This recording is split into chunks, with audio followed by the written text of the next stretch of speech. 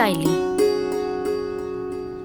ए जी, कल रहुआ उन लोग से बात कैले रहनी? हाँ हाँ, बात कैले रहनी। वो लोग समय पे पहुंच जाई। ठीक बा।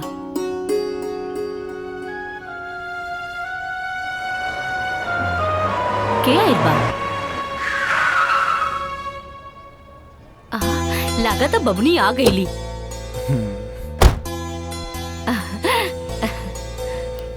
प्रणाम चाचा जी। खुश रह, खुश रह। प्रणाम चाचा जी। खुश रह। प्रणाम चाची जी।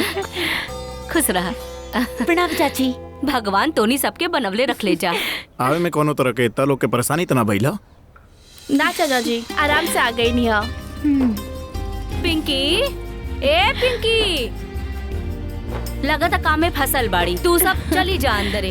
हाँ, अच्छा ठीक है। कितना खुश बाड़ी दोनों।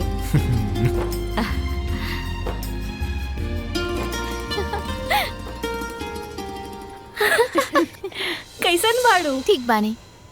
अरे खुश रहा। बहुत जल्दी आ गई लू। अरे हमरा शादी बाद आई हूँ। आप कितना जल्दी आई। चल हमू देखा तानी तू हमारे ब्याह में कितना जल्दी आवेलू। अच्छा ठीक बा। आवे में कोनो दिक्कत तो ना भइल ना? ना ना, कोनो दिक्कत ना भइल। बाकी रास्ता में जो दो लड़का भेंट रहे ना, पूरा माथा ही खराब कर देले सर। अच्छा अच्छा, हमरा गांव के तो लड़का ना रहे। बाकी कुछ कहे संजना, सुगर सुगर रहे हो दोनों। हाँ, का कहा तारू, तोरे भी ओकरा से करा दिया जाए। इहो ना पूरा दिमागे खराब कर देली। अच्छा उनका बारे में छोड़ा, चला माई से मिलवा बतानी। हाँ, चल चल चल।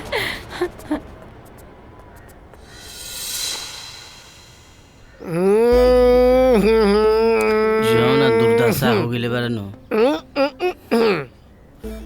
प्रणाम चाचा जी। गोर लगे तनी। खुश रही जा, खुश रही जा। का हाल बा मिट्ठू? सब बढ़िया बा। बाबूजी ना आइले हैं? ऊ तनी का हनु कि उनकर तनी तबीयत खराब हो गई बा। यही से हमनी के मामा के भेजल हन